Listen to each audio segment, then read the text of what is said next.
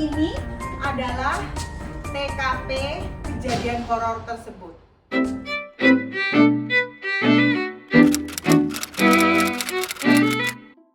Hello lovely people, selamat datang di channel YouTube bersama Sylvie di Belanda. Bersama saya Sylvie, dan hari ini juga ada Kiara. Mau ngingetin dulu buat yang belum subscribe, silahkan subscribe. Hari ini saya mau cerita sesuatu yang seram. Jadi ini adalah peristiwa terhoror yang pernah saya alamin sepanjang tinggal di Belanda. Nah, Kiara tuh sekarang umurnya sekitar 17 minggu atau 4 bulan. Saya biasanya tuh lihat-lihat foto yang lama, foto-foto zaman Kai dulu bayi, untuk ngebanding-bandingin gitu ya, bukan ngebandingin dalam arti negatif, tapi tuh maksudnya mengingat-ingat kembali. Dulu tuh pas Kai umur 8 minggu gimana, umur 12 minggu gimana. Pas saya buka-buka album foto-fotonya Kai di handphone, nemu foto dan video sewaktu kami di rumah sakit. Kenapa harus sampai masuk ke rumah sakit? Kejadian ini tuh sebenarnya kecerobohan saya sebagai orang tua. Saya ceritain. Jadi ini adalah TKP kejadian horor tersebut. Di sini bayi sampai umur 3 bulan tuh harus dikasih vitamin K, dan sampai umur 4 tahun harus dikasih vitamin D. Ceritanya kayak biasa aja, saya daily rutin, jadi kegiatan biasa aja. Saya mau ngasih vitamin sama Kak. Ini saya bawa bangku ini sebagai ini doang ya, alat ilustrasi. Saya nggak mau praktekin sama Kiara karena Kiara sekarang umurnya sedikit lebih besar daripada kayak waktu itu. Kiara sekarang 17 minggu dan dia udah bisa bolak-balik kanan kiri. Takutnya kejadiannya terulang. Saya pakai bantal ini ya. Nah, waktu itu tuh saya taruh Kai begini di sini ya.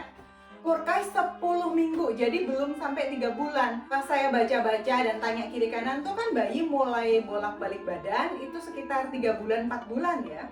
Waktu itu saya nggak kepikiran sama sekali tentang yang bakal terjadi. Saya taruh Kai di sini, terus saya tuh jongkok begini, ngambil vitamin. Jadi ini tuh nggak fully balik badan ya, cuman begini doang. Ngambil vitamin sama sendoknya vitamin. Tiba-tiba, bek, Kai itu jatuh di bawah gini. Terus dia nangis lah, gitu kan ya. Terus saya kaget dong, karena maksudnya nggak tahu kejadiannya gimana. Tiba-tiba kepala anak saya udah nyungsep, kepalanya tuh di bawah. Yang bikin untung, waktu itu kita juga punya karpet yang sama nih. Jadi sofa dan karpetnya tuh sama persis ini. Untungnya kan ini sofanya nggak terlalu tinggi dan ada ketolong karpet ya. Nah, abis dia jatuh ini tadi, dia tuh nggak lama lagi kayak nggak tenang gitu. Akhirnya saya kasih nyusu. Nah, setelah nyusu tuh nggak lama lagi dia tidur yang lumayan lama, sekitar 3 jam gitu lah ya. Perasaan bersalah tuh mulai mengalir gitu ya. Otomatis kan dalam 3 jam itu saya baca-baca informasi ya. Kadang-kadang kalau ada peristiwa jangan baca-baca internet, cari informasi yang belum tentu benar gitu, bikin kita lebih panik. Karena waktu itu saya baca-baca ternyata anak yang habis jatuh itu nggak boleh langsung dikasih minum. Aduh, mau ikut cerita ya. Makin panik lah saya. Tadi kan langsung saya susuin tuh, tapi udah berusaha menenangkan diri. Waktu itu papanya si Kai lagi kerja juga, lagi ngantor. Saya nggak mau dia kayak khawatir gitu ya, maksudnya kan kayaknya juga masih baik-baik aja. Jadi pas dia tidur tuh saya suka cekin gitu, nafasnya dia masih nafas atau enggak. Terus dia masih nafas sih. Pas suami saya pulang, kan saya ceritain gak lama lagi Kai bangun. Terus kita makan malam. Kai itu tuh anaknya lincah ya, dia goyang kanan kiri kayak Kiara gini. Anaknya tuh nggak bisa diem. Kalau didudukan pun tuh terus dia stretch gitu, kaki sama tangannya tuh goyang-goyang terus. Nah, ini saya punya video juga buktinya, saya kasih tunjuk di sini. Nah, yang bikin aneh, terus dia diem gini dong, terlalu tenang untuk ukuran Kai. Nah, kalau orang tua kan tahu ya tabiat anaknya gitu. Itu sekitar jam 8 malam. Jadiannya ini tadi tuh sekitar jam 2-3 sore lah. Akhirnya karena khawatir banget dia nggak seperti biasanya, walaupun maksudnya kayak nggak ada luka sih, nggak berdarah, nggak apa.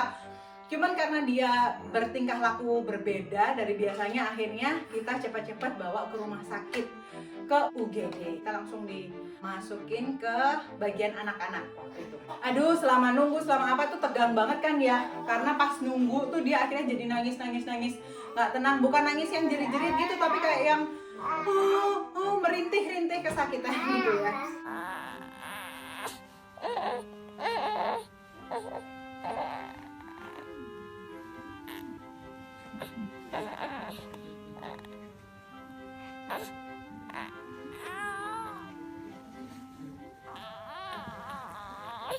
Akhirnya kami harus menginap di rumah sakit. Itu kan 5 tahun lalu, belum zaman corona ya. Yang boleh tinggal di rumah sakit cuma 1 orang tua. Jadi yang satunya harus pulang. Akhirnya saya yang nemenin Kai di rumah sakit.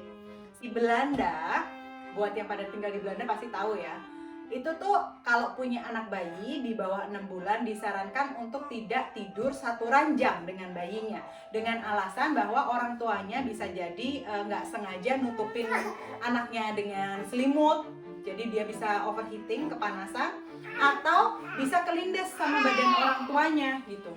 Anak yang di bawah 6 bulan tuh disarankan tidur di ranjang sendiri, dimana sebenarnya Kai juga punya, cuman untuk alasan kepraktisan dan juga Kai itu nggak betah, nggak mau dia tidur di ranjang sendiri. Akhirnya saya boyonglah dia untuk tidur bareng dengan saya di ranjang yang besar, ranjang biasa gitu ya. Yang bikin sedih kan, pas kita harus nginep di rumah sakit, itu Kai dimasukin di ranjang kecil gitu, ranjangnya rumah sakit, dipisah dong dari orang tuanya. Nah, Kai kan nggak kebiasaan ya kayak gitu. Akhirnya itu juga membuat dia pasti nggak tenang juga, dan membuat saya sebagai orang tua nggak tenang juga. Lama di rumah sakit ngapain aja? Nah, itu nggak persis 24 jam, cuman semalaman. Jadi saya masuk sekitar jam 9-10 malam. Itu pulangnya kalau nggak salah besok siang menuju sore gitu lah, sekitar jam 2, jam 3 gitu ya. Karena usianya Kai masih kecil banget, 3 bulan aja belum, itu dimonitor segala sesuatunya. Takutnya kan shock, terjadi ini ya, trauma. Maksudnya trauma apa, bisa jadi buta atau bisa jadi apa gitu. Jadi dia dipasangin ini alat yang ditempelin untuk memonitor kayak detak jantungnya, memonitor ini juga ya, reaksinya dia juga. Terus setiap beberapa jam sekali ada suster yang ke kamar kami itu untuk memeriksa matanya masih normal nggak, masih responsif nggak gitu. Dari peristiwa itu dia nggak sampai dikasih obat atau apa ya gitu, cuman nginep aja, dan karena semuanya untungnya fine, baik-baik aja, besoknya itu sekitar siang atau sore kita udah boleh pulang. Jadi gitulah peristiwa horor saya selama di Belanda, khususnya selama punya anak. Untuk ini aja jadi bahan sharing supaya kalian-kalian yang orang tua, baik bapak maupun ibu, atau orang yang sering jaga anak deh, maksudnya kakak, tante, om, atau nenek kakek, harap berhati-hati. Dari peristiwa itu saya tuh baru ngeh gitu, kenapa kalau di tempat meja ganti, tahu kan ya yang di toilet gitu, itu sering ada meja ganti, itu ada sabuknya kan. Nah kan disarankan selalu jangan pernah meninggalkan anak tidak diawasi tanpa disabukin gitu ya, karena ini ya itu kejadian yang sangat nyata, di mana bayi yang sebenarnya belum usia rolling, dia tuh ternyata bisa gitu bergerak dan jatuh. Setelah peristiwa itu, yang bikin aneh nih, Kai itu belum lancar rolling kanan kiri. Dia tuh baru rolling kanan kiri yang secara sadar itu sekitar 12 minggu, 13 minggu atau sekitar 3 bulan.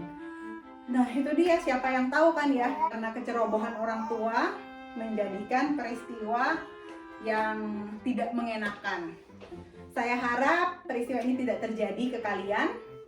Pesannya adalah lebih berhati-hati, kalaupun memang kayak saya tadi, mohon dipegangin aja gitu anaknya gini ya, dipegangin, jadi tangan sini yang bergerak, atau kalau enggak sekalian aja vitaminnya mendingan ditaruh di sini di sofanya biar deket anaknya gitu, biar lebih safe ya.